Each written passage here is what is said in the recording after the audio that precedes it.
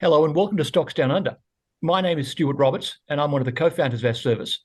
And joining me today on Monday, the 24th of April, 2023 from Perth is Mr. Laurie Hughes, who's the CEO of Reward Minerals, ASX RWD. Laurie, good morning. Good morning, Stuart. How are you? I'm very well. I'm pretty excited having looked over some of the things that Reward Minerals has achieved in recent days. Back in the day, you discovered and started work on a potash project called Kumpa Pintel. Now we're going to call that KP for short for the rest of this interview. But did I pronounce it correctly? Yes, that's pretty good. Better than I can do sometimes. Kumpa Pintel is roughly over where the WA and NT borders meet, if I recall. Yeah, so an easier solution is it's about 400 kilometres east of Newman in Western Australia. All right. That's a long way from the middle of nowhere, basically, and that was a problem because obviously potash projects can be remote, but not that remote. You, with Dr. Mick Ruane, one of your co-directors, came up with an interesting solution. You've developed a better processing technology or flow sheet for the kind of brines you would get at Kumpa Pintel KP, and you've now getting some pretty good data at the bench scale in terms of how much potash you could or sulfate of potash you can produce. Talk to us about that technology and where you've got it to. Yeah, sure. So the KP project, as you rightly said, is a fair way away from export ports around Australia. And so there was a real need to improve the project economics because I think it was 33% of the operating cost estimates for KP was taken up in transport. So that's a huge amount when you're talking about a $300, $400 million project. So we went back to the lab. We got some smart cookies, Dr. Mick Ruane and Warren Hinchcliffe, the lab team, and they were very, very successful in coming up with a brand new process. Now, we call it the reward process. We have a Australian and international patent application in right now, and we have some updates using the most recent data, which we announced in early April. And this recent data was the most advanced test work we've done, where we actually produced some of the highest purity sulfate of potash that we've seen in the market. And this material, it's 99.4% pure. That would easily make the highest quality export SOP in the world. Right. So we're quite happy with that. Yeah. A lot of companies are developing SOP projects now to meet what is expected to be some pretty strong demand in the years ahead. What's interesting to me is that your process can work on any feedstock. You're confidently saying you could take the bitterns from some of those solar salt projects up in the Pilbara region of Western Australia, and you could extract some decent SOP out of that starting material. That's exactly right. So it's not all brines, but it is all high sulfate brines, which includes seawater and includes the KP project and a bunch of others. So that's exactly right. We believe there's a huge opportunity to grab those waste bitterns, as you rightly say, is the material they throw away from the solar salt operations after they have produced their salt.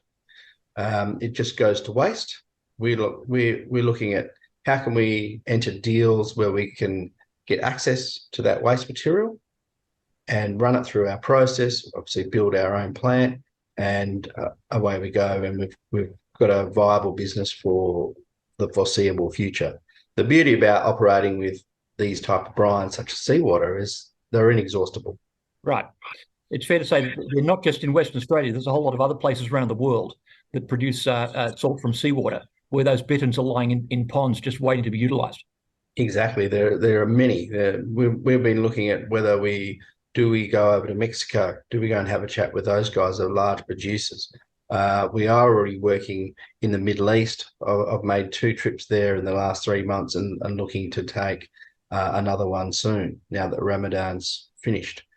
We are working with a number of companies around the regions. We're particularly targeting the warmest, windiest locations around the world. And that is because we do need the solar evaporation, and we're just able to capture or use so much energy from the sun and the wind to do most of the work for us. Right. Is there a potential then to go back to KP and use the learnings from this flow sheet that you've developed to then Absolutely, improve absolutely. KP? That's what it's for. Right. So, as part of, we've got an engineering scoping study going on right now that'll be completed within a few months' time. It's well and truly underway now with our new data. We believe that the market has been hanging out for this. For the first time, we'll wrap some real operating costs and capital cost estimates for the market to see, and also run some modelling on how the process improves the KP project economics. Right. Now, obviously, KP and the whole process is taking up a lot of your energy. In the meantime, you've got a project with some friends at FMG, where they've had some recent good exploration hits at a place called Mackay Range. Tell us about that project. Yeah, so the Mackay Range the project actually sits in the northern portion of our KP project. So it's a joint effort. So we have a deal with FMG, Fortescue Metals Group, where they can spend $2 million over 4 years and they earn 80%. So we're very close to doing that. They've just completed, and we announced today, their first drill intercepts from their very first project. So we're very happy. I think that the headline result was 0.5% copper. That was the highest grade, but I'll take that. That's pretty good. But you must remember that these are the first drill holes. There was only 7 done. 4 out of 7 intersected anomalous copper. And each of these holes was spaced 1 kilometre to 2 kilometres apart. So it's very broad scale, very first pass, and we're over the moon. We're trying to not overgild the lily here. We're quite over the moon that they've actually intersected copper on their first drill program. What's the geological setting for this discovery, if indeed it is a discovery? So, in general terms, they're looking for sediment-hosted copper mineralisation, and right. with that would normally come gold, probably. Yeah. Okay. Bit early days. Right now, all we've done is put out essentially the raw results with not too much technical jargon to go along with it right now, because right now FMG are finalising their forward plans, and once we know that, we'll inform the market. Okay. So a couple of things to be excited about. We've got some technology which is actually patent pending. We've got the potential to go back to KP and find some substantially improved economics based on this engineering work you're doing right now, and you'll be in a position to talk about. And it's fair to say that the folks at FMG will be keen to go back and do some infill drilling to find out what they've actually stumbled across at Mackay Range. So you've got a lot to be happy about right now, I would say, Laurie.